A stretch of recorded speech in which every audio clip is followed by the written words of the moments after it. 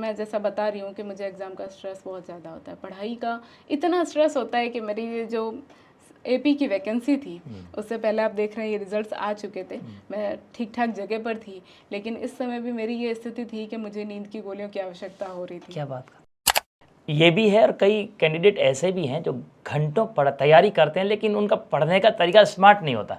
घंटे तो काउंट कर लेते हैं लेकिन इतना घंटा पढ़ने के बाद भी मेरा रिजल्ट नहीं मिल रहा है, ऐसे कैंडिडेट मिलते हैं लेकिन वो तैयारी की जो धार है स्मार्ट स्टडी नहीं कर पाते। मुझे पढ़ाई का स्ट्रेस लेने की बहुत ज़्यादा आदत है। अच्छा। शौक है मुझे। हो जाता है, अपने आप हो जाता है। इस स्ट्रेस से कैसे बचते हो आप?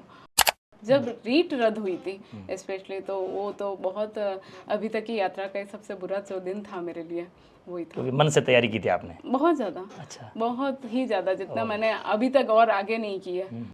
नमस्कार साथियों, राइज अप क्लासेस के डिजिटल स्टूडियो में आपका फिर से स्वागत है।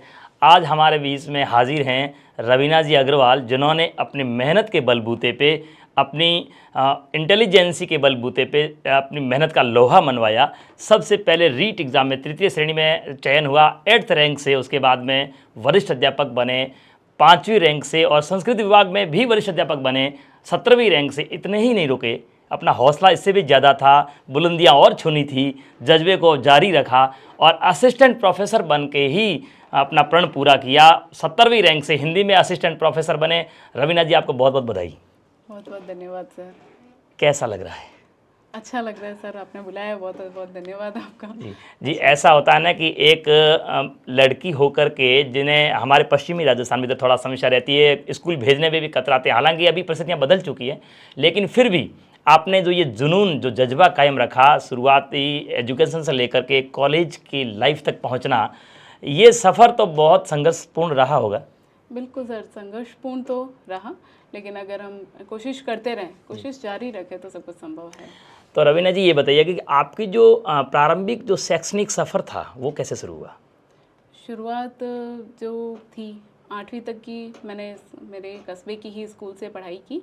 उसके बाद में मैंने गवर्नमेंट स्कूल में पढ़ाई की 9th से 12th तक, और उसके बाद में मैंने बीए किया। प्राइवेट फॉर्म भरा था, उसी के साथ में मैंने पढ़ाना शुरू किया। प्राइवेट स्कूल्स में पढ़ाती थी मैं, और उसके बाद मैं बीएड करके, और फिर जब कोरोना आया तो उस समय मैंने पढ़ना शुरू किया। उससे पहले मेरा ये रूटीन रहता था कि मैं प्राइवेट स्कूल में पढ़ाती थी और उसके बाद में मैं ट्यूशन्स पढ़ाती थी। घर पे जाके बच्चों को ट्यूशन पढ़ाते थे। मेरी फैमिली में ये सिस्टम रहा है, 5 बहनें हैं हम, और हम सब पढ़ाते थे, हमेशा से पढ़ा रहे थे। तो मैंने भी वो वहाँ से ही सीखा है। सिस्टम है कि हाँ ठीक है, आप उसके बाद में पढ़ाओ, आपको जो भी जॉब करनी है पढ़ा लो, ठीक है, स्कूल में पढ़ा लो। ये सबसे ज़्यादा क्या, एक तो गर्ल्स के लिए सेफ़ मानते हैं कि ये सबसे बेटर है और अच्छा है, इजी भी है। तो उसके हिसाब से मैंने वही काम शुरू किया। उसके बाद में वो कंटिन्यू चल रहा था। 2020 में जब कोरोना आया तो स्कूल्स बंद हो गई। स्कूल्स बंद हुई तो और कोई विकल्प नहीं बच रहा था, उस समय और कुछ काम नहीं था, तब मैंने पढ़ाई की और उसके बाद में मैंने तैयारी की। सफलता का रेशियो सरकारी स्कूल से निकले हुए को ज़्यादा रहता है मुझे, मेरे हिसाब से। बिल्कुल, वहाँ बच्चे पढ़ना सीखते हैं, वहाँ बच्चे मेहनत करना सीखते हैं। बहुत कुछ चीज़ें उनको जो नहीं मिलती है, वो जिससे वंचित रह जाते हैं, तो जब वो उनको वो चीज़ मिलती है तो उसका पूरा तरह से उपयोग, मतलब IQ उनका तेज रहता है, संघर्ष करते हैं वो बच्चे, सीखते हैं खुद। जी। तो आपने मैडम पढ़ाया, अभी बताया कि मैंने 12th के बाद में टीचिंग का कार्य शुरू किया, जैसा कि आपके परिवार में पहले भी चलता रहा। तो ये आपने अपने आप को इकोनॉमिकली स्ट्रॉन्ग करने के लिए किया होगा? हाँ बिल्कुल, पापा की हेल्प करने के लिए, या 5 बहनें हैं हम, तो हम सब ये काम कर ही रहे थे। 12वीं के बाद में प्राइवेट फॉर्म भर लिया इस कॉलेज के लिए। कॉलेज प्राइवेट की, मैंने कॉलेज नहीं देखी कभी। अच्छा। ना मैंने देखी, ना मेरे परिवार में कोई कॉलेज गया। कोई भी कॉलेज नहीं गया। मैं कॉलेज गई हूँ तो सिर्फ मैं ही मेरे घर से पहली बार पढ़ने नहीं, पढ़ाने के लिए ही कॉलेज गई हूँ।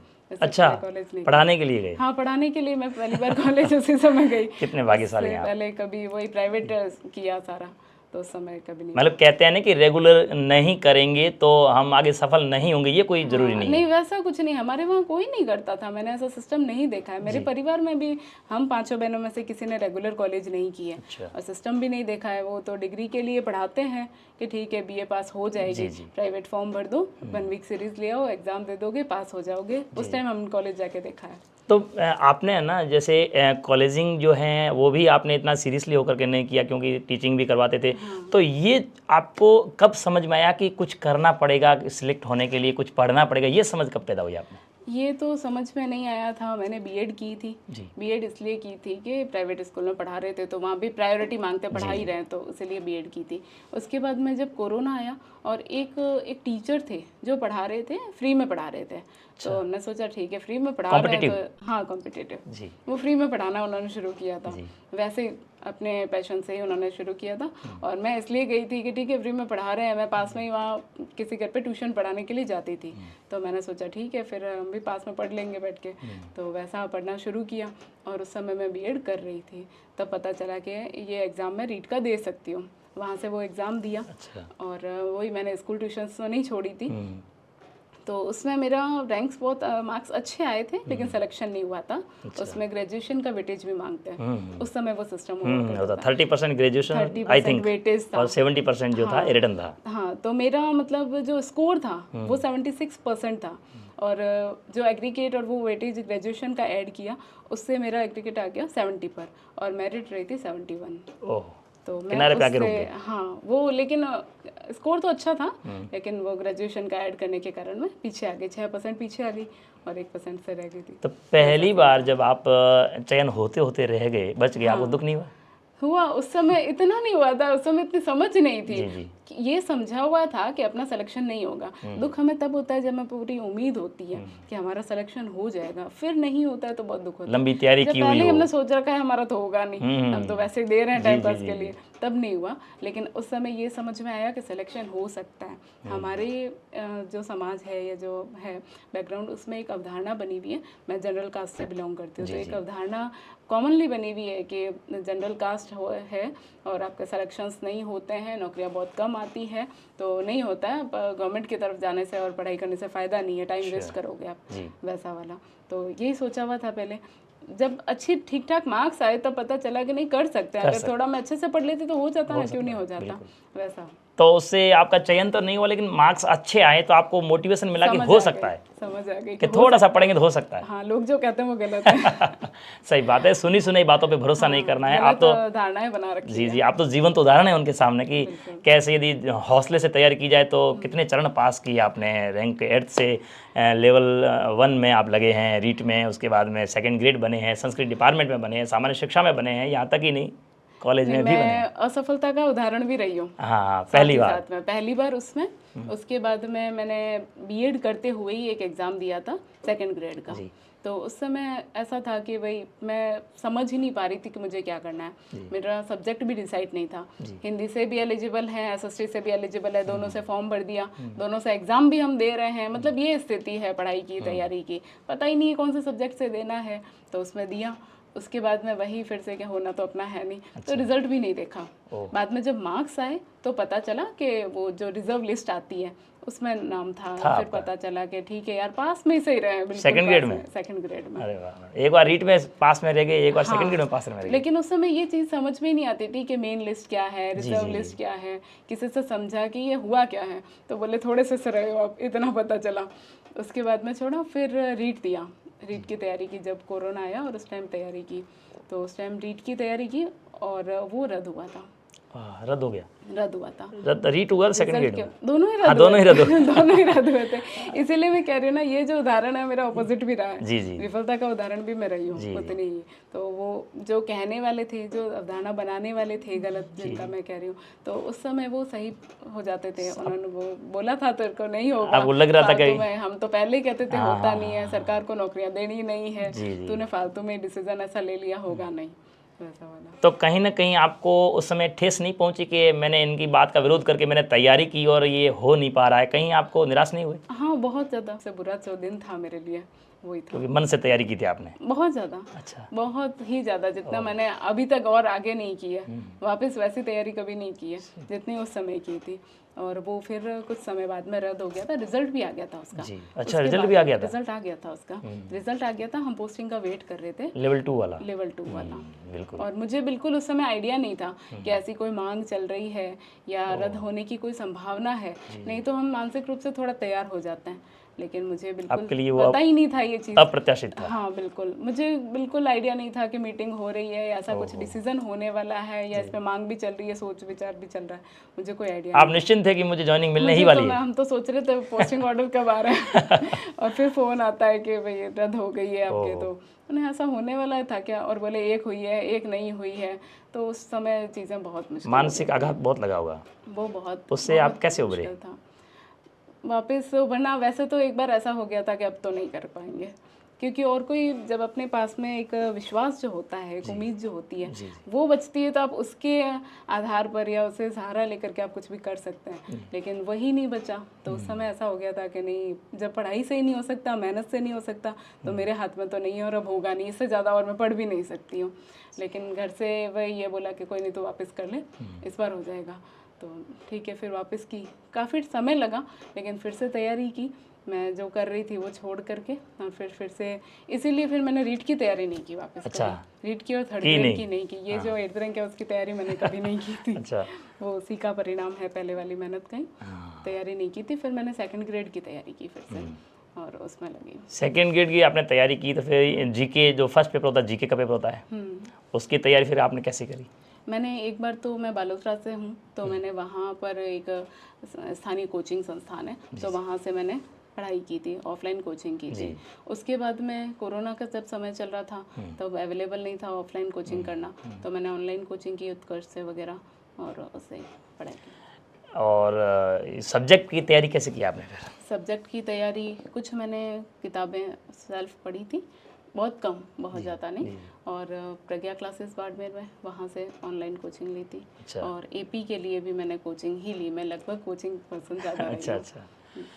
तो एक बात मुझे बताइएगा कि जैसे आपने अपनी तैयारी जारी रखी, उस तैयारी के दौरान आपने जो पढ़ाई करी, आपका शेड्यूल क्या रहता था? शेड्यूल मेरा कोई बहुत बंधा बनाया शेड्यूल नहीं है। जी।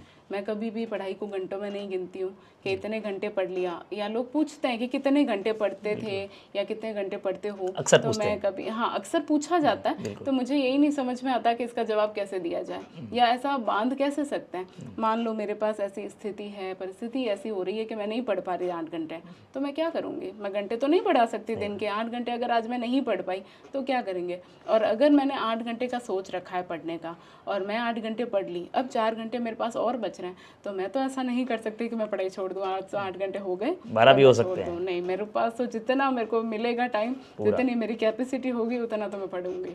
समय को पूरा कंज्यूम करते हो आप। हाँ, जितना मेरे लिए संभव होगा उतना तो मैं करूँगी। यही ठीक रहता है कि बिल्कुल आपने ठीक कहा कि समय के लिमिटेशन में बांध नहीं सकते अपन। बांध नहीं सकते, अपना सिलेबस है, क्योंकि कम या ज़्यादा करना समय हमारे हाथ में नहीं है। बिल्कुल ठीक है। हमारे हाथ में सिर्फ इतना है कि हमें जितना समय प्राप्त हो रहा है उसे आप उपयोग सिलेबस है, उस सिलेबस को कवर करना है एग्जाम से पहले, कवर करना, कम से कम 3-4 बार। बिल्कुल 3-4 बार ही नहीं, सिर्फ एग्जाम से पहले ही करना पर्याप्त नहीं है आजकल के कंपटीशन में।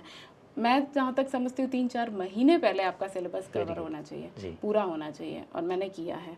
और मैंने उसको कई बार रिवीजन किया है। अच्छा। मुझे खुद नहीं पता कि मैंने उनको कितनी बार रिवीजन किया है। मैंने लिख रखा है, जगह जगह लिख रखा है कि मैंने कितनी बार पढ़ लिया है सिलेबस। अच्छा, पूरा मेंटेन रखते थे आप? बिल्कुल मेंटेन रखती थी। मेरे पास एक टॉपिक का रिकॉर्ड है कि मैंने इसको इतनी बार पढ़ लिया है, इस डेट को पढ़ लिया है। सबसे पहले जैसे भर्ती आई, भले 2nd ग्रेड की हो, सबसे पहला स्टेप आपका क्या रहता था? रणनीति कैसे बनाते थे? आपके पहले सिलेबस लेते थे या फिर आपकी रणनीति क्या रहती थी? सबसे पहले तो सिलेबस ही होना चाहिए। सबसे पहले प्रायोरिटी, प्राथमिकता हमारी वो हो, सिलेबस देखें और डिसाइड करें। जैसे बहुत सारे बच्चे हमें सुनेंगे कि कैसे करके तैयारी करनी है, तो सबसे पहले तो आपको डिसाइड करना है कि आपको कौन सी तैयारी करनी है। अभी मैं देख रही हूँ कि सबसे ज़्यादा चीज़ें क्या हो रही है, उनको पूछें, किसी भी कैंडिडेट से हम पूछते हैं कि किसकी तैयारी कर रहे हो, इसकी कर रहा हूँ, इसकी कर रहा हूँ, और वो वैकेंसी आ रही तो उसकी कर रहे हैं, जिसकी वैकेंसी आ रही है उसकी तैयारी कर रहे हैं। मतलब उनको फिक्स नहीं है कि वो उनको कौन सी तैयारी करनी है, कौन सी भर्ती में उनको लगना नहीं। हालांकि बेरोजगारी है, मैं समझ सकती हूँ, सारी चीज़ें ठीक है। उस समय ऐसा होता है कि जो नौकरी मिल जाए वो ठीक है, लेकिन ऐसे नौकरी मिलती नहीं है। आपको तय करना होगा कि आपको क्या करना है, और उस पर आपको स्टक रहना पड़ेगा। सही। ऐसा नहीं कि आप विचलित हो जाएं, दूसरी तरफ और कोई वैकेंसी आ गई, बड़ी वैकेंसी आ गई, ये तो इसमें पद ज़्यादा है और हमने उसकी तैयारी शुरू कर दी। ऐसा किसी भी हाल में नहीं करना है, किसी कंडीशन में ऐसा नहीं। दो नाव पे सवार नहीं हो सकते। नहीं होना है, हो भी नहीं सकते और होना ही नहीं है। आप एक के भी नहीं रहोगे। जी। मैंने जब 2nd ग्रेड का सोचा था कि मैं अब 2nd ग्रेड करूँगी, वही रीट से वगैरह सबसे धोखा खाने के बाद तो सोचा था अब तो मैं 2nd ग्रेड करूँगी। तो वही है। फर्स्ट ग्रेड भी उस समय आई हुई थी, सेकंड ग्रेड भी आ रखी थी। जब जैसा मैंने आपको पहले बताया, मैंने जब एमए नहीं थी मेरे पास तो सेकंड ग्रेड का ही ऑप्शन था। उस समय मैंने सेकंड ग्रेड दिया था, थोड़े से रही थी, तो मैंने सोचा नहीं, मैं फर्स्ट ग्रेड छोड़ूंगी, मैं सेकंड ग्रेड करूंगी। उससे जस्ट 2 महीने पहले, जैसे दिसंबर में मेरा एग्ज़ाम हुआ है सेकंड ग्रेड का, और अक्टूबर में मेरा एग्ज़ाम था फर्स्ट ग्रेड का, मैंने नहीं दिया। तो वो एग्ज़ाम था तो मैंने फर्स्ट ग्रेड छोड़ा है। मैं भी विचलित हो सकती थी, सारे लोगों ने ऐसा किया। सेकंड ग्रेड के लिए हाँ, फर्स्ट ग्रेड छोड़ा है आपने? छोड़ा। एलिजिबल थे आप? हाँ बिल्कुल एलिजिबल थी। क्या बात। पहले थी उस समय जब एग्जाम हो रहा था अक्टूबर में, तब तो मेरी एमए हो चुकी थी उस समय तक। लेकिन मैंने नहीं किया कि मैं जो कर रही हूँ अगर हो जाएगा तो बेटर उसमें भी है, अगर नहीं होता है तो मैं ये क्या दिखा के कर लूंगी कि मैंने दोनों एग्जाम दिए हैं, उस समय क्या करूंगी। सिलेक्शन इंपॉर्टेंट है, हो नहीं दोनों में नहीं हो, इससे बेटर तो है कि एक में हो जाए। तो मैंने वो छोड़ दिया। अक्टूबर में था उससे पहले, जबकि 2 महीने पहले था, तो वो मैंने छोड़ा, सेकेंड ग्रेड ही कंटिन्यू किया। और सेकंड ग्रेड जब मेरा एग्ज़ाम हो गया तो फिर मैंने थर्ड ग्रेड एग्ज़ाम भी दिया, नहीं तो मैं नहीं देती थी कि नहीं, मुझे तो जो सोचा है वही करना है।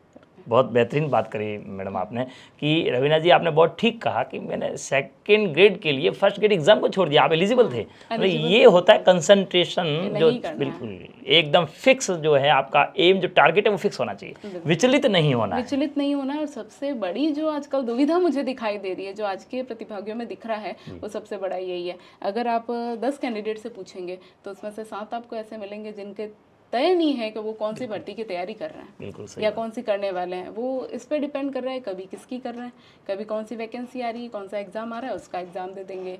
2 महीने इसका पढ़ लिया, फिर दूसरा एग्ज़ाम आ गया, 2 महीने उसका दे दिया, फिर वो कहते हैं कि हमने तो इसकी भी तैयारी की थी, इसकी भी की थी, हुआ नहीं, तो होगा भी नहीं, वैसे होगा भी नहीं। ये भी है, और कई कैंडिडेट ऐसे भी हैं जो घंटों तैयारी करते हैं लेकिन उनका पढ़ने का तरीका स्मार्ट नहीं होता। घंटे तो काउंट कर लेते हैं, लेकिन इतना घंटा पढ़ने के बाद भी मेरा रिजल्ट नहीं मिल रहा है, ऐसे कैंडिडेट मिलते हैं, लेकिन वो तैयारी की जो धार है, स्मार्ट स्टडी नहीं कर पाते। स्मार्ट स्टडी नहीं कैसे करनी चाहिए? और आजकल का जो समय है उसमें स्मार्ट स्टडी आवश्यक है, नहीं तो आपको बहुत लंबा समय लग जाएगा और रिजल्ट नहीं आएगा, या जैसा आप चाहते हैं वैसा नहीं आएगा, क्योंकि आजकल का समय है, समय की मांग ही यही है। तो स्मार्ट स्टडी सबका अपना अपना तरीका हो सकता है, लेकिन मेरा तरीका ये रहता है, मैं ये सोचती हूँ कि अगर कोई भी तरीका है, सबसे पहले तो आप डिसाइड करें कि आपको कौन सी वैकेंसी की तैयारी करनी है। इसमें कोई किंतु परंतु नहीं होना चाहिए, कोई डाउट ही नहीं होना चाहिए, मुझे तो इसकी करनी है, इसकी करनी है, चाहे वैकेंसी फिर और कोई आ जाए, वो छोड़ना है आपको। सबसे पहले वो करना है, वो सिलेबस देख के डिसाइड करना है। उसके बाद में आपका नेक्स्ट काम होता है कि आप सिलेबस देखें, आप प्रिपरेशन करें, आप सीमित जो है सोर्सेज है सीमित आपका रखें, बहुत ज़्यादा चीज़ें नहीं लें, अनलिमिटेड लेने से मतलब नहीं है, पढ़ नहीं पाएंगे उसे, तो सीमित रूप से लें और उसका रिवीजन करें, बहुत ज़्यादा उसका रिवीजन करें। बहुत सारा चीज़ें इकट्ठी करके आप अगर पढ़ नहीं पाते हैं, उसे याद नहीं कर पाते हैं, तो उसका कोई मतलब नहीं है। जैसे कि लोग कहते हैं कि हाँ सेल्फ स्टडी इम्पोर्टेंट है, बिल्कुल इम्पोर्टेंट है, मैंने उसी से, मेरा सिलेक्शन उसी से हुए हैं, लेकिन ऐसा नहीं है कि मैंने कोचिंग की हेल्प नहीं ली है, मैंने हर बार ली है। मैं यूँ सोचती हूँ कि अगर कोई भी सिलेबस है, कोई टॉपिक है, या तो एक तरीका ये हो सकता है कि 4 किताबें प्रामाणिक मैं उठाऊं, मैं उन्हें पढूं, उनमें से नोट्स बनाऊं, उसमें से पहले डिसाइड करूं क्या क्या इंपॉर्टेंट है। ठीक है, इतनी समझ भी मुझे होनी चाहिए। 10 सब्जेक्ट तो एटलीस्ट हर वैकेंसी में होते हैं, तो 10 सब्जेक्ट की मुझे इतनी समझ होनी चाहिए कि क्या क्या उसमें पूछा जा रहा है। उसके बाद में मैं उनकी किताबें लाऊं, उसे पढूं, उनमें से नोट्स बनाऊं, खुद लिखूं। उसके बाद में ये सारा काम जब हो जाएगा, 5, 7, 8 महीने तो लगेंगे 10 सब्जेक्ट के तैयार करने में। उसके बाद में ये प्रक्रिया हो सकती है कि फिर मैं उनको पढ़ना शुरू करूं, मैं उनको रिवाइज करूं, मैं उनको याद करूं। चीज़ें आसानी से याद भी नहीं होती है, कोई ऐसा नहीं है कि एक बार हमने पढ़ा और हमें याद हो जाएगा।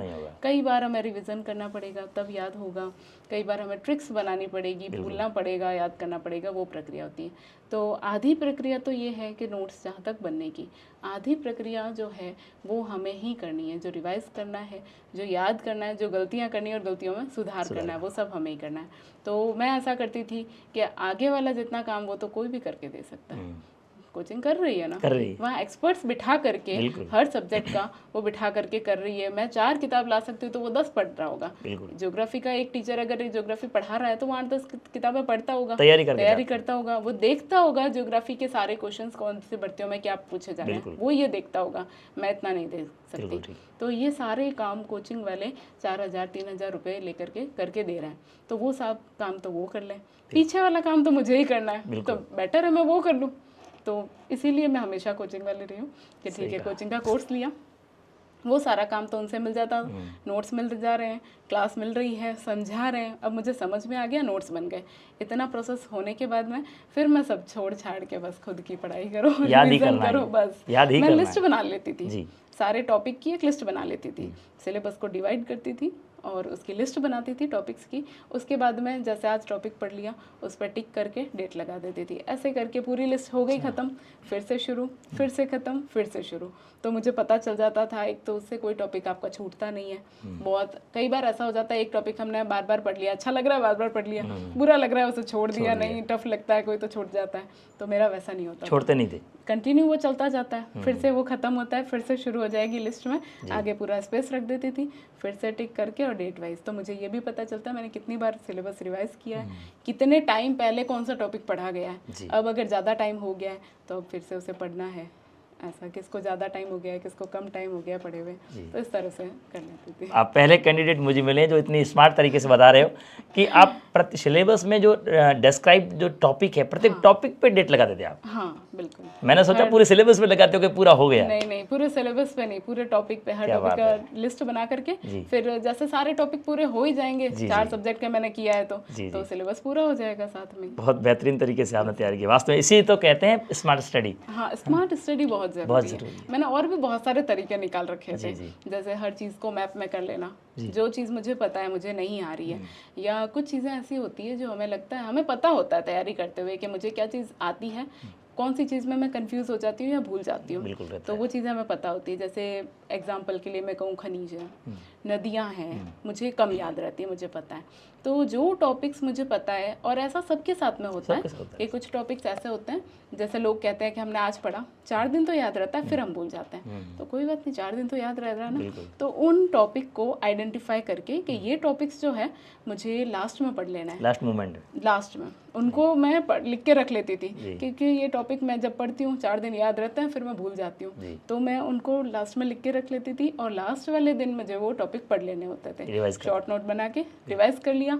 अब इतना तक तो एग्जाम तक मुझे याद रह जाएगा, उसके बाद मुझे रखना ही नहीं है। यही तरीका बेटर रहता है। कई बार कैंडिडेट पूछते हैं ना कि अंतिम सप्ताह भर में या अंतिम 2 दिनों में क्या पढ़ना है, उस टाइम कॉन्सेप्ट नहीं पढ़ने होते आपको, वो सारा काम आपको पहले कर लेना है। ये सारे तरीके आपको पहले कर लेने होते हैं कि मुझे पता है कि मुझे ये चीज़ें याद नहीं रहती है, जो डेटा है, कुछ डेटा हो जाता है तो मुझे पता है वो मुझे याद नहीं रहेगा, मुझे डेटा कम याद रहता है, मुझे चीज़ें समझ ज़्यादा आती है, तो मैं उस डेटा को, जो मुझे पता है कि याद है वो तो अच्छी बात है, जो नहीं याद रह रहे हैं तो टॉपिक्स में से उनको शॉर्ट नोट्स लेके पेपर्स पे लिख देती थी, और वो 1-2 दिन पहले वही पढ़ लेती थी, तो मुझे पता है 1-2 दिन तो ये याद रह ही जाएंगे, उसके बाद मैं भूल भी जाती हूँ तो कोई फर्क नहीं पड़ता, एग्जाम हो जाएगा, फिर चाहे भूल जाए। ये बहुत बेहतरीन रणनीति आपने अपनाई है, क्योंकि अंतिम दिनों में पढ़ना क्या है ये निर्धारित होना चाहिए। क्या है, कई लोगों को मैंने अंतिम समय में देखा है गाइड लेके बैठे हुए हैं ठीक है, वो उनके सेल्फ सेटिस्फेक्शन के लिए ठीक है, वो अपने कर लेते हैं, लेकिन उससे फायदा नहीं, सही तरीका नहीं है, ठीक नहीं है।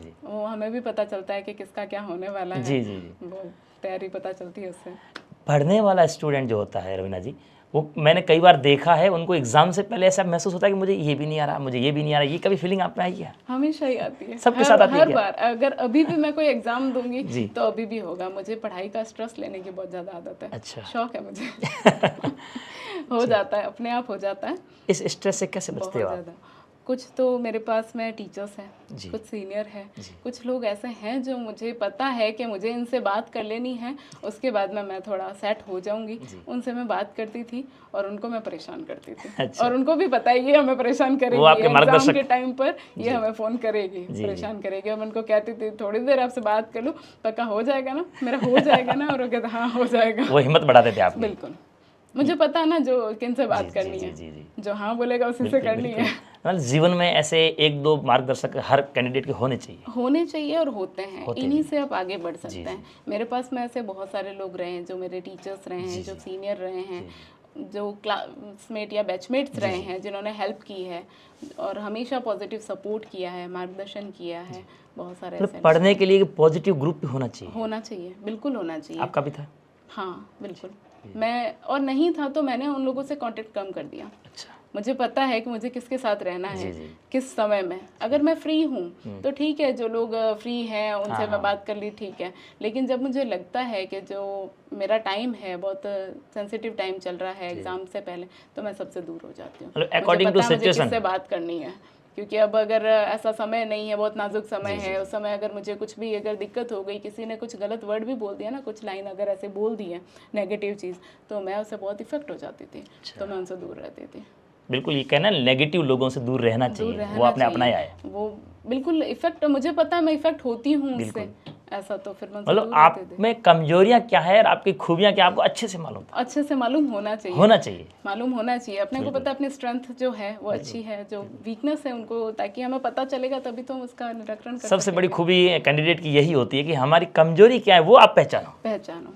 जैसे मैंने हर टॉपिक्स में मैं टेस्ट देती थी, तो टेस्ट में मैंने सब लिख रखा, कौन सा टेस्ट मैंने किस डेट को दिया है, कितने मेरे मार्क्स आए, कितने बच्चों में से कितनी मेरी रैंक आई है, कितने क्वेश्चन मैंने अटेम्प्ट किए हैं, उसमें से कितने सही कितने गलत, और कौन से टॉपिक्स उसमें मेरे वीक रहे, उसकी भी लिस्ट सारी बनी हुई है। गजब। तो मुझे अभी भी पता है कि हाँ ये टॉपिक, तो लास्ट में मुझे देख लेना है कि यार ये टॉपिक मेरे मार्क्स कटे हैं, या ये समय पर मुझे इनके क्वेश्चन में नहीं कर पाई हूँ, तो ये मुझे पढ़ लेना है। वो इवैल्यूएशन में आपकी हेल्प करता था कि मुझे बिल्कुल, टेस्ट इसीलिए दिए जाते हैं, नहीं तो टेस्ट का क्या करना है। किसी भी कोचिंग संस्थान में मैं फर्स्ट आकर के मुझे जॉब नहीं मिलेगी, तो वो टेस्ट उसी के लिए काम आते हैं कि हम देख लें कि हमारी तैयारी कैसी है। यहाँ पे मैं अभ्यर्थियों को बताना चाहूँगा, प्रीवियस ईयर्स क्वेश्चंस जो हैं वो राइज अप क्लासेज के द्वारा भी अवेलेबल कराए जाते हैं और वो भी उनका फ़ायदा उठा सकते हैं। तो आपने भी प्रीवियस ईयर्स क्वेश्चंस पढ़े होंगे? बिल्कुल, सबसे मेन है वो। कितने महत्वपूर्ण रहते हैं? मतलब सबसे ज़्यादा, वो पूरा सबसे ज़्यादा आउटलाइन, आपको क्या पढ़ना है, कैसे पढ़ना है, किस स्तर का पढ़ना है, ये सब कैसे पता चलेगा? वहीं से पता चलेगा। बिल्कुल। और कहाँ से पता, सब चीज़ हमें क्या पढ़ना होता है। अगर मैं जैसे प्राइवेट स्कूल में पढ़ाती थी, तो हमने पढ़ाया है, हमने जब पेपर्स बनाए तो हमने कैसे देखा, हमने दूसरी क्लासेस के पहले पेपर उठाए, पिछले प्रीवियस ईयर का पेपर दे दो हमें, हम उस पैटर्न पे पेपर बना लेंगे, मैं खुद यही करती थी। तो मुझे पता है कि पहले वाला पेपर उठाओ, देखो किस टॉपिक से किस स्तर का प्रश्न बना है, कहाँ डेटा पूछा जाता है। जैसे सर्वे है तो अपने को पता है कि कहाँ कहाँ डेटा पूछा जा सकता है। जैसे कि कोई भी प्रजातंत्र आंदोलन है तो पता है क्या पूछते हैं उसमें, वो सारी चीज़ें देख ली, उसके बाद ही मैं उस टॉपिक को पढ़ती थी। फिर अब पता है कि ये याद करना है, ये पूछते हैं नदियों में, सहायक नदियाँ पूछते हैं, पहले वाले क्वेश्चन से देख लिया कि यार ये तो पूछा जाता है, तो पढ़ लिया। अब लंबाई है, देखा नहीं पूछ रहे हैं, कहीं पर नहीं पूछ रहे हैं, तो मैंने वो चीज़ें स्किप कर दी कि मुझे उन पर टाइम वेस्ट नहीं करना है, एनर्जी वेस्ट नहीं करनी, वो याद नहीं करना है, वो छोड़ देती थी। तो वैसे ही पढ़ती थी, और वैसे पढ़ सकते हैं आप, किसी के लिए भी, सिर्फ मेरे लिए नहीं है, क्योंकि 80% 90% तक चीज़ें वैसी रहती है, पेपर पैटर्न्स वैसे रहते हैं। ऐसा नहीं है कि पूरे 100% पेपर बदल दिया जाएगा, ऐसा नहीं किया जाता है। तो कुछ पेपर फॉलो किए जाते हैं, पैटर्न्स जो होते हैं, कुछ तो हमेशा बदलाव आएगा। और 80% 90% भी अगर आपकी तैयारी हो रही है तो इससे ज़्यादा मेरिट जाती नहीं है, कभी कट ऑफ नहीं जाती। ये मैडम आपकी पहली तैयारी थी, और पहली तैयारी में आपने इतनी जो अपने स्मार्ट तरीके से मुझे बताया, मैं खुद ताजुब कर रहा हूँ, इतना पहली बार इतना आपने खुद को कैसे इम्प्रूव कर लिया मैडम? क्या आपके ग्रुपिंग अच्छा था, या आपके जो मार्गदर्शक थे वो अच्छे थे, या आपने इतना कैसे इम्प्रूवमेंट कर लिया पहली बार में? देखा कि गलतियां कहाँ हो रही है। एक तो ये हो जाता है कि पहली बार, क्योंकि मेरे पास पहली बार अंतिम बार सब कुछ वही था, और ये समझ में था कि आजकल जो, जैसा कि मैं आपको बता रही हूँ, मेरा बैकग्राउंड था कि आपका नहीं होता है। उसके बाद में हम देखते हैं कि हमारी भर्तियाँ कितने समय में आती है, तो पता है आपको 5 साल में अगर आपको एक बार मौका मिल रहा है, तो इसका मतलब ये है कि मेरे लिए तो वो मौका एक ही है। 5 साल बाद में मैं पढ़ाई कर सकूँ या सेम परिस्थितियाँ रहें, ये संभव नहीं है, ये मुझे पता था। तो मुझे ये पता है कि मुझे ये एग्ज़ाम जो एक बार मिल रहा है, मुझे उसी में क्रैक करना है। ऐसा नहीं है कि इस बार दे देते हैं, टाइम पास कर लेते हैं, आगे और देख लेंगे, ऐसा कभी मैंने नहीं सोचा। मुझे तो जो है उसी में करना है। अब उसी में करेंगे, वहाँ जाकर गलती करने का समय नहीं है मेरे पास में। तो मुझे सारी गलतियाँ पहले ही करके देख लेनी है। मैंने OMR शीट घर ला करके भरी है, घर ला करके टेस्ट दिए हैं, ऑनलाइन टेस्ट दिए हैं, रिवीजन किए हैं, सारी चीज़ें। कोचिंग में अगर कहीं टेस्ट हो रहा है तो मैंने दिया है, ऑफलाइन है चाहे ऑनलाइन दे दिया, और OMR शीट भर दी, क्योंकि सुनते हैं कि लोगों की OMR गलत भर जाती है। तो वो सारी चीज़ें मैंने घर पे ही पहले कर ली। पता है कि यहाँ गलतियाँ होती है, तो वो सारी गलतियाँ पहले ही करके देख लो। कहीं पर भी कसर नहीं कहीं कसर तो नहीं। एग्जाम जब हो रहा है तब तक तो बस एग्जाम होने का वेट है, हम तो कहीं पीछे नहीं रहेंगे। आपको तो मुझे ऐसा लगता है कि कोई भी कार्य दे दें आप बहुत अच्छी तरीके से कर लेंगे, मुझे ऐसा लगता है। अगर सोच लो तो हो सकता है, कुछ भी संभव है। मतलब आपका बेहतरीन तरीका है किसी चीज़ को मैनेजमेंट करने का। तो ये बताइएगा, जब आप असिस्टेंट प्रोफेसर में इंटरव्यू देने गए तो वहाँ इंटरव्यू के दौरान किसका बोर्ड था? संगीता आर्य मैम का था। वहाँ पे आपको कुछ ऐसा प्रश्न जैसे आप विचलित हुई हो या ऐसा प्रश्न जैसे सब सदस्य प्रसन्न हो गए हो, ऐसा कोई वाक्य हो तो बताइएगा। प्रसन्न होने का वैसे ऐसा सिस्टम है नहीं कि वो आपको बताएं कि वो प्रसन्न हो रहे हैं। वो ऐसी मुद्रा बना के रखते हैं, कमेंट करते नहीं है। हाँ, जैसा वो उनको ऐसा लगता नहीं है कि हाँ, अपने को ऐसा लगेगा यार इंटरव्यू बहुत अच्छा नहीं हुआ है। अच्छा। और कई बार ऐसा होता है जब हमें लगता है कुछ बैचमेट्स के साथ में या ऐसा जिनको लगता है हमारा इंटरव्यू बहुत अच्छा हुआ है या उन्होंने ऐसा प्रदर्शित किया लेकिन उनका इंटरव्यू इतना अच्छा नहीं हुआ, उनके मार्क्स इतने नहीं आए। और हम जब दे के आए तो मेरा एक्सपीरियंस जो था मैंने दूसरों को बताया, सीनियर्स को, तो उन्होंने बोला हाँ ऐसा ही होता है। वो आपको नहीं ऐसा शो करेंगे कि आपका इंटरव्यू बहुत अच्छा हुआ है, आप खुश हो जाओ या हम आपसे खुश हो गए, वो ऐसा नहीं बताएंगे। और उसके बाद में जैसे फैक्ट्स है वो अगर पूछे गए तो जितना मुझे आ रहा था मैंने बता दिया, जहाँ नहीं आ रहा था मैंने मना कर दिया। मना किया कहीं? बिल्कुल। तो मैंने वही है, जैसे मैं सिलेबस पे ज़्यादा स्टक रहती हूँ, मैं उससे आगे तो कहीं नहीं बढ़ती, मैं इसमें भी नहीं बढ़ी। तो सिलेबस ही पूरा हमसे मुश्किल से होता है, तो उससे आगे मैंने कुछ भी नहीं किया। तो वहाँ भी ये बात हुई, तो मैं ले दे के फिर से सिलेबस पे आ जाती थी कि मैंने तो यही पढ़ा है। उन्होंने यहाँ तक भी बोला सिलेबस तो सब पढ़ते हैं, आप क्या पढ़ के आए हो? अलग से क्या पढ़ा? हाँ, आपने क्या किया? मैंने कहा मैंने तो सिलेबस ही पढ़ा है। तो ये क्यों नहीं पढ़ा? मैंने कहा सर नेक्स्ट बुक लिस्ट में है मेरे, मैं अगली बार ये पढ़ लूंगी। कहते हैं मैंने किताबें वही पढ़ी है जो मेरे सिलेबस में, प्लेन स्पोकन, एकदम सीधा सा बात जो है यही है। क्योंकि आप उनको मूर्ख बनाने की कोशिश नहीं करें और नहीं वो बनेंगे, नहीं आपको कोशिश करनी चाहिए। इससे बेटर है मैं अगर तुक्का मार दूँ, कोई वो बुक पूछ रहे हैं कि आपने पढ़ी है, मैं कह दूँ पढ़ी है, मैं आगे फंसूंगी। क्रॉस क्वेश्चन होगा। इतना मुझे पता होना चाहिए कि मैं हाँ बोल दूँ और वो मुझे भेज देंगे, ऐसा नहीं होगा। वो दूसरी चीज़ पूछेंगे, फिर मुझे कहना पड़ेगा नहीं नहीं मुझे तो नहीं पता है। तो बेटर है कि उनको ये लगे कि मैंने जो पढ़ा है वही मुझे नहीं आ रहा है। इससे अच्छा ये है कि मैं उनको ये पता चल जाए कि मैंने नहीं पढ़ा है। कोई बड़ी बात नहीं है कि मैंने नहीं पढ़ा है। कम से कम कितने क्वेश्चंस के आपने ना दिया होगा? नो काफ़ी क्वेश्चन मैंने नोट तो कर रखा है, अब तो समय भी हो गया, लेकिन काफ़ी क्वेश्चन जहाँ फैक्ट्स थे और वो हेल्प भी करते हैं। शुरुआत में भी ऐसा हुआ कि मैंने बोला मुझे तो नहीं पता है, फिर उन्होंने हेल्प की तो मैंने आंसर दे दिया, तो बोले आपको पता तो है। इनका मुझे कंफर्म नहीं था कि यही है, तो इसलिए मैंने नहीं बताया, तो हेल्प भी कर देते। बोर्ड वर्क भी कराया होगा? बोर्ड वर्क करवाते हैं वो। किस टॉपिक पे? आपके ऊपर छोड़ा या उन्होंने दिया टॉपिक? नहीं, मेरे ऊपर ही छोड़ा। मैंने इसी प्रकार का टॉपिक लिया था कि वो ना नहीं करें, बोरिंग नहीं लिया था कि हर कोई नहीं लेता है, उस हिसाब से लिया था। तो उन्होंने बोला कि क्या पढ़ाओगे? मैंने बताया तो बोले पढ़ा दो, तो पढ़ा दिया और बोर्ड वर्क होने के बाद में भेज दिया। टीचिंग के दौरान आपको क्रॉस क्वेश्चन हुआ क्या? बहुत ज़्यादा नहीं, कुछ एक। वैसे मैं काफ़ी समय से पढ़ा रही थी तो मैंने उसके अनुसार ही पढ़ाना शुरू किया और उसके बाद में उन्होंने बोला। इंटरव्यू में कितने नंबर मिले आपके? इंटरव्यू के मार्क्स हमें नहीं बताया। अभी नहीं बताया?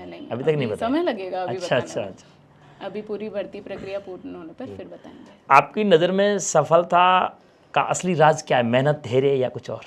सारी कुछ। मेहनत भी करनी पड़ेगी, धैर्य तो आपको रखना ही पड़ेगा, क्योंकि कभी वेटेज के लिए आप रह सकते हो, कभी रद्द हो सकता है, कभी वैकेंसी नहीं आएगी, कुछ भी हो सकता है। तो वो मेहनत भी आपको करनी पड़ेगी। मेहनत का कोई विकल्प हो ही नहीं सकता, कोई सब्स्टिट्यूट नहीं होता है। धैर्य रखना पड़ेगा, निरंतरता रखनी पड़ेगी।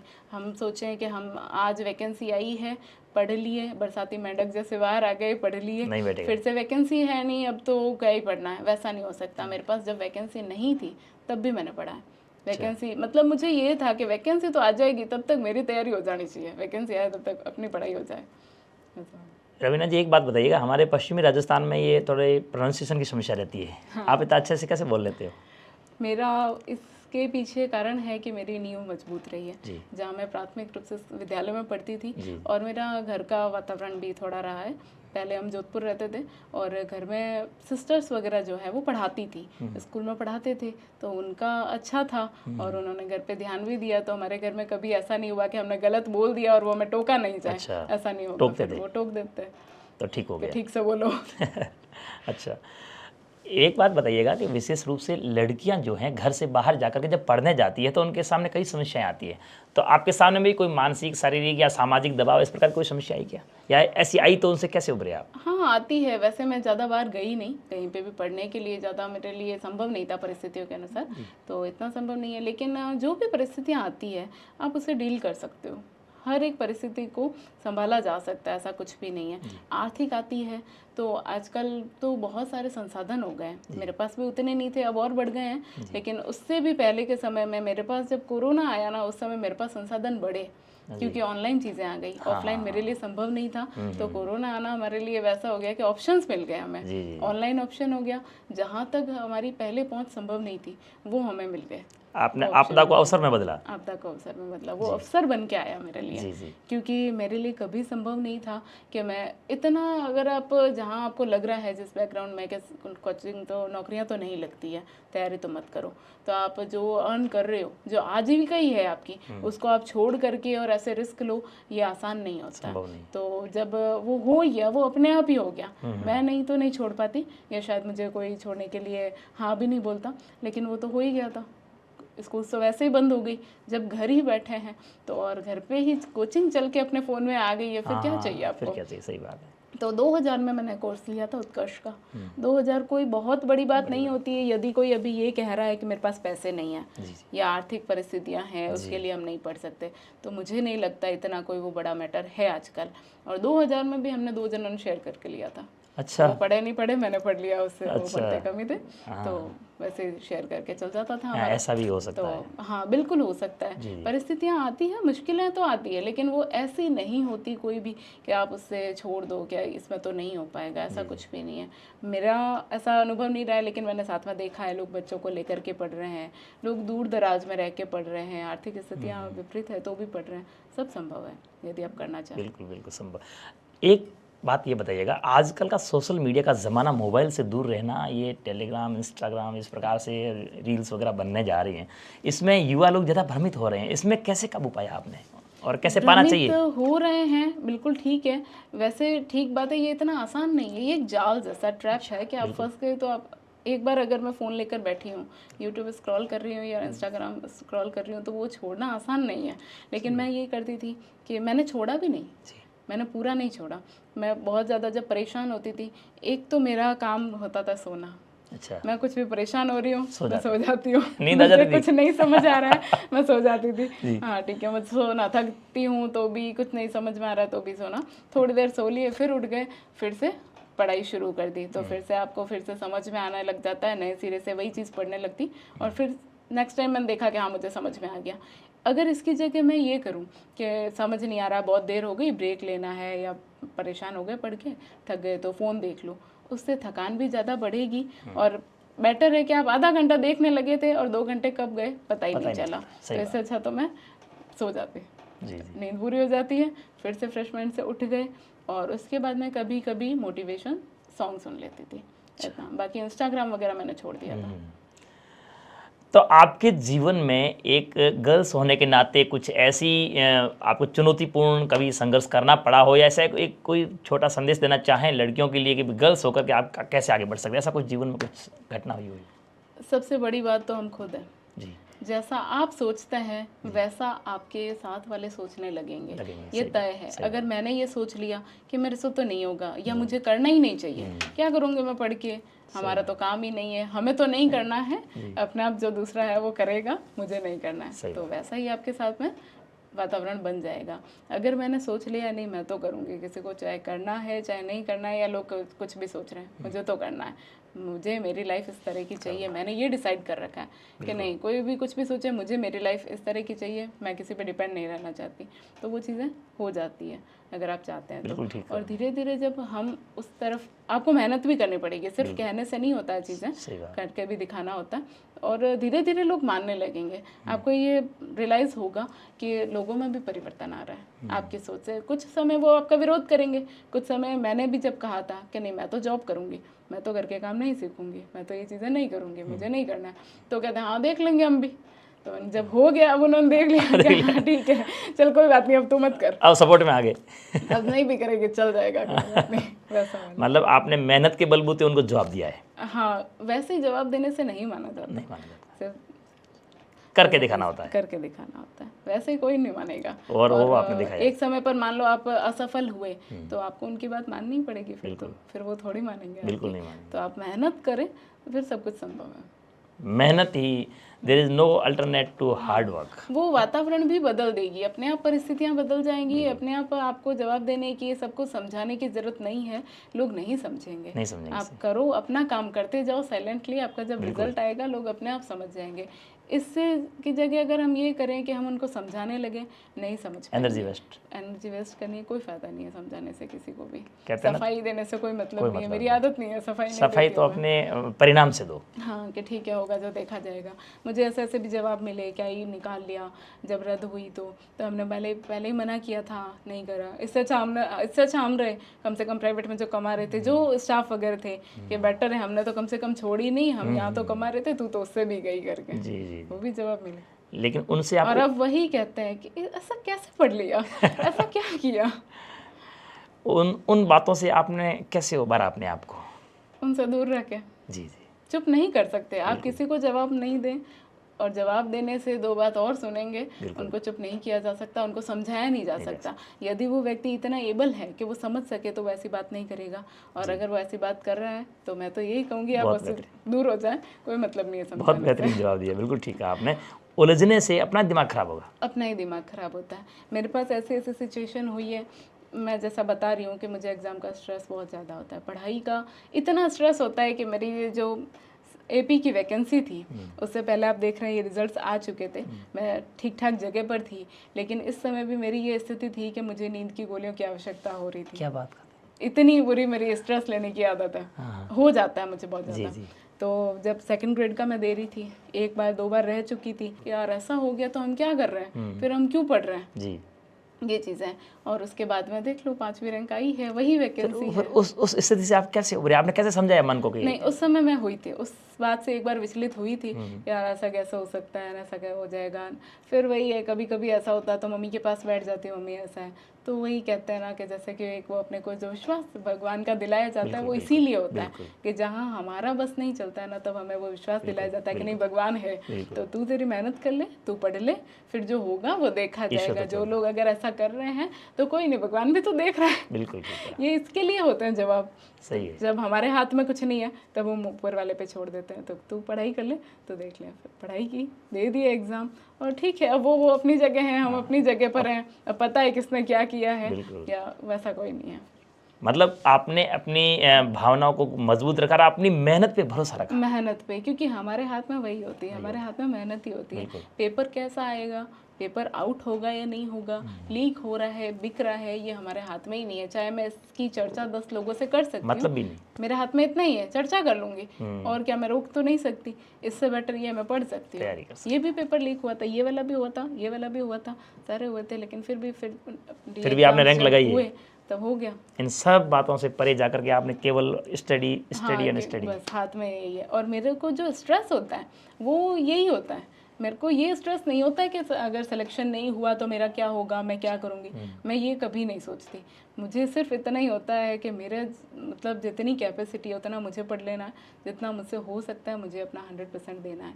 मुझे स्ट्रेस इसी बात का होता था कि कहीं मेरे से कुछ रह ना जाए, ताकि मुझे बाद में लगे कि यार मैं उस समय पढ़ सकती थी और मैं नहीं पढ़ी, कसर नहीं रह जाए। इतना ही होना चाहिए। उसके बाद में अगर होगा तो भी अच्छी बात, नहीं होगा तो भी मुझे कोई दिक्कत नहीं आएगी।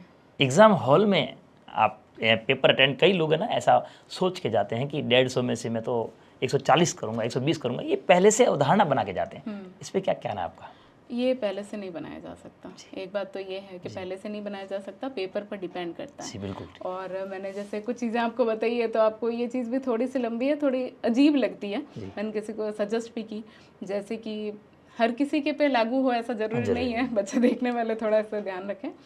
जैसे मॉक देते हैं हम, पहले टेस्ट देते हैं, तो मैंने उनमें ये सारी चीज़ें देख ली थी कि मान लो 150 क्वेश्चन है, और उसमें से मैंने टेस्ट दिया, मेरी पूरी तैयारी होने के बाद में 100 क्वेश्चन तो मुझे आ रहे थे, वो मेरे सही हो गए। 50 क्वेश्चन ऐसे हैं जो मुझे आ नहीं रहे थे, मैंने सारे अटेंड कर लिया। और मैंने उनके नंबर लिख लिया। अच्छा। ये क्वेश्चन, ये क्वेश्चन, ये क्वेश्चन। टेस्ट देते हुए समय क्या करना है, फोन एक हाथ में है ही है, एक हाथ में पेन पेपर रख लिया, देख लिया कि यार ये डाउट वाला लग रहा है। अब 50 क्वेश्चन आप छोड़ोगे तो आपका सिलेक्शन किसी हाल में नहीं होगा, ये तो तय है। तो आपको रिस्क लेनी है। अब बात आती है कि रिस्क कितनी लेनी है, कितने क्वेश्चन करना है, इसकी बात है। तो मैंने लिख लिया, क्योंकि वहाँ तो आप प्री टेस्ट ही दे रहे हो, कोई बड़ी बात नहीं है। तो मैंने लिख लिया उनके नंबर्स के ये क्वेश्चन मुझे डाउट लगे। उसके बाद में मैंने उनको अटेम्प्ट किया। फिर रिजल्ट आता है, हम रिजल्ट देखते हैं कितने सही हुए, कौन सा क्वेश्चन सही हुआ, कौन सा गलत हुआ, वो सब भी हमें लिखा हुआ होता है, उसमें सब कुछ होता है। अब मेरे पास वो नंबर्स लिखे हुए हैं कि कौन से में मुझे डाउट था। मान लो 50 क्वेश्चन मैंने लिखे हैं, उसमें से लगा लेती थी आगे राइट रॉन्ग कि कौन से सही हुए, कौन से गलत हुए। अब मान लो मैंने 50 क्वेश्चन अटेम्प्ट किए थे डाउट वाले, उसमें से मेरे 30 सही हो गए, 20 गलत हो गए। तो अगर 20 गलत होते हैं तो हम मान सकते हैं कि नेगेटिव मार्किंग में हाईएस्ट 7 क्वेश्चन मेरे कटेंगे। फिर भी कितने क्वेश्चन मेरे पास बचेंगे? 23 क्वेश्चन मेरे पीछे बचे। 23 क्वेश्चन आपको अंदर से बाहर करने में, पूरा सिलेक्शन से बाहर करने में और रैंक लाने तक के लिए काफ़ी बहुत बड़ी भूमिका निभाई। तो ये सारी चीज़ें मैंने देख ली थी। मुझे पता है कि मैं कितने भी क्वेश्चन अटेंड कर लूँ मैं प्लस में रहूँगी। 10, 20, 30 नंबर मुझे एक्स्ट्रा मिलेंगे क्वेश्चन ज़्यादा अटेम्प्ट करने के कारण। और मैंने 150 क्वेश्चन पूरे अटेंड किए मेन एग्ज़ाम में। जो ये 5th रैंक वाला है, इसमें मैंने पूरे अटेंड तो किए ही होंगे। सब्जेक्ट वाले में मेरे 131 या ऐसे क्वेश्चन सही हुए हैं, बचे हैं मतलब पीछे, तो 135-36 सही हुए होंगे और 150 मैंने किया है, उसमें से 135-36 तो सही हुए हैं। अगर मैं 130 ही करती तो कैसे सही होते? बिल्कुल ठीक। तो ये सारी चीज़ें मैंने पहले देख ली थी कि हाँ मुझे पता है कि मुझे ज़्यादा अटेम्प्ट करने हैं, उसमें से कितने भी कट जाए, लेकिन मेरे पीछे जो बचेंगे वो इतने प्लस में बचेंगे जितना मैं पढ़ के नहीं ला सकती। इतना गैप आप 20 नंबर पढ़ के 30 नंबर 40 नंबर पढ़ के थोड़ी बढ़ा सकते हो। तो वो रैंक्स के कारण भी कहीं ना कहीं यही चीज़ें हैं। जो आप अटेंड करते थे, क्या एकदम तुक्का लगाते थे या कुछ आइडिया लगा के 2 कट गए फिर आप उसमें हटा देते? यही बात जो आप कह रहे हैं ना, तो वो बात आपकी कि हाँ, अगर अब मैं इसीलिए कह रही हूँ कि सब पे लागू नहीं होता। मैंने एक आध को और भी ये तरीका बताया, उनके सारे नेगेटिव में प्री एग्जाम में, वैसा कोई नहीं, प्री एग्जाम में वो बोले कि यार हमारे तो नेगेटिव ज़्यादा चले गए, मैंने ये तरीका बताया। तो ये तरीका तब काम करता है जब आपने बहुत पढ़ा है। बिल्कुल ठीक है। आपकी ज़्यादा ये जो सही होने वाला रेशियो तब बढ़ेगा, परसेंटेज तब बढ़ेगा जब आपकी लंबी तैयारी है, आपकी समझ अच्छी, आपने बहुत पढ़ा है। तो कहीं ना कहीं जो अवचेतन मस्तिष्क में चलता है वो अपनी चीज़ें सही होती है। तो वो मेरे लिए वर्क इस कारण करता था, इसीलिए मैंने पहले कहा कि हर किसी पे लागू नहीं होगा। अगर आप बहुत आपने पढ़ लिया है वो उस पे लागू करें, या पहले सोच समझ के। मतलब मेरे हिसाब से इसका अपन कैलकुलेशन ये कर सकते हैं कि 2 ऑप्शन यदि कट गए हैं, हाँ, फिर तो करना ही है, फिर तो आपको अटेम्प्ट करना ही है। लेकिन कई बार ऐसा होता है कि आप बिल्कुल भूल गए, आपको लग रहा है आपने पढ़ा तो था, लेकिन एग्जाम ऐसी ही चीज़ है तो उस समय लगता है कि यार अब तो बिल्कुल ही याद नहीं आ रहा है। तो उस पर डिपेंड करता है कि आपकी कितनी समझ है, कितनी आपकी पढ़ाई की हुई है, तो कहीं ना कहीं आपसे वो क्वेश्चन सही होते हैं। और मैं फिर से यही कहूँगी कि अगर कोई इसको तैयारी को या इस तरीके को अपनाना चाहे तो पहले जो टेस्ट घर पे दे रहे हैं उसमें लगा के देखें, उसमें लागू करके देखें, अगर सही लगे तो करें, नहीं तो बाद में मुझे कहेंगे नहीं। ये तो वैसे उल्टी बात सिखा नहीं, इंडिविजुअल अपनी ये समझ होती है जी, अपने हिसाब से आपने तो अपना तरीका बताया है। मैंने तो रवीना जी, अब रीट एग्ज़ाम भी जनवरी में शेड्यूल है और सेकंड ग्रेड भी नई भर्ती आ चुकी है, फर्स्ट ग्रेड की भर्ती भी चल रही है और संस्कृत विभाग में कॉलेज की भी चल रही है। इन सब अभ्यर्थियों को आप अपना क्या संदेश देना चाहेंगे कि कैसे तैयारी करें ताकि वो अपने सफलता के शिखर को छू सकें? सबसे पहले तो कुछ बातें हमने कर ही ली है कि तय कर लें, क्योंकि जैसा आप बता रहे हैं कि सारी वैकेंसी साथ में आ रखी है, मेरे साथ में भी ये था। अक्टूबर में फर्स्ट ग्रेड, दिसंबर में सेकंड ग्रेड और फरवरी में थर्ड ग्रेड, और उल्टी चल रही है। अगर सीधी चल रही होती ना, पहले थर्ड ग्रेड होता है तब तो समझ में आता है, अपना थर्ड ग्रेड दे दिया, फ्री हो गए, सेकंड ग्रेड दे दिया, फिर फ्री हो गए, फिर फर्स्ट ग्रेड दे दिया, या जो भी है। हमारे उल्टा चल रहा था, तो मैंने सेकंड ग्रेड सेलेक्ट किया था। उसी तरह से अभी भी अभ्यर्थियों की यही स्थिति होगी, वो समझ नहीं पाएंगे कि कौन सी तैयारी करनी है। वो क्या करेंगे, कुछ दिन इसकी कर लेंगे, कुछ फिर और दूसरी करना शुरू करेंगे। तो सबसे पहली बात तो उनको विचलित नहीं होना है, सिलेबस देखना है और स्टक रहना है उस पर, किसी भी परिस्थिति में नहीं छोड़ना है, आपका हो जाएगा। एक में अगर आप उस पर रहते हैं चिपक के तो हो जाएगा। एक तो वो करना है। उसके बाद सिलेबस से आपको बाहर जाने की आवश्यकता नहीं है, बहुत सारे संसाधनों की आवश्यकता नहीं है, बहुत सारे एक नोट्स की ज़रूरत नहीं है। मैं बता दूं कि मैंने कभी गाइड्स नहीं देखी, मैंने पढ़ी नहीं, मेरे से नहीं पढ़ी जाती थी। मुझे पता है कि बहुत अच्छे से मैं गाइड नहीं पढ़ सकती, मैंने नहीं पढ़ी कभी। मैंने बहुत सारे प्रामाणिक किताबों को नहीं पढ़ा, बहुत सारा चीज़ें मैं नहीं इकट्ठी करती थी, लेकिन जो पढ़ा वो इतनी बार पढ़ा है कि मुझे भी गिनती में याद नहीं कि मैंने कितनी बार वो चीज़ें पढ़ी है। रजिस्टर फट गए, लेकिन वो पढ़ने वही है अपने को, तो बस वो कंटिन्यू वही बार बार वही पढ़ना है। तो वो पढ़ने हैं, समय पर पाठ्यक्रम ख़त्म करना है आपको। लोगों को ऐसा लगता है कि एग्ज़ाम में अभी तो समय है, इस टाइम तक हम कोर्स पूरा कर देंगे। अगर आप सिर्फ कोर्स पूरा कर रहे हो तो कड़वा सच मान लो, लेकिन सिलेक्शन नहीं होगा। आप काफ़ी समय पहले उस सिलेबस को कंप्लीट कर लें, उसके बाद में आपको टेस्ट लगाने हैं, बहुत ज़रूरी है। प्रीवियस ईयर क्वेश्चन तो आपको साथ में देखने ही देखना है, वो तो सब में साथ में चलेगा, देखते जाना है, और उसके बाद में ही आपको उस स्तर के अनुसार पढ़ाई करनी है। फिर टेस्ट लगाने हैं, उसमें अपनी गलतियां निकालनी है कि क्या गलतियां हमारे हो रही है, कहाँ हो रही है, इस बार क्या हमें ध्यान रखना है। फिर से टेस्ट देना है, फिर से रिवीजन करना है, फिर से गलतियां निकालनी है और सुधारनी है। और कोई भी चीज़, कोई गलती या ऐसा लूज पॉइंट नहीं छोड़ना है कि एग्ज़ाम में आपके वो गलती हो, ऐसा किसी भी परिस्थिति में नहीं होना चाहिए।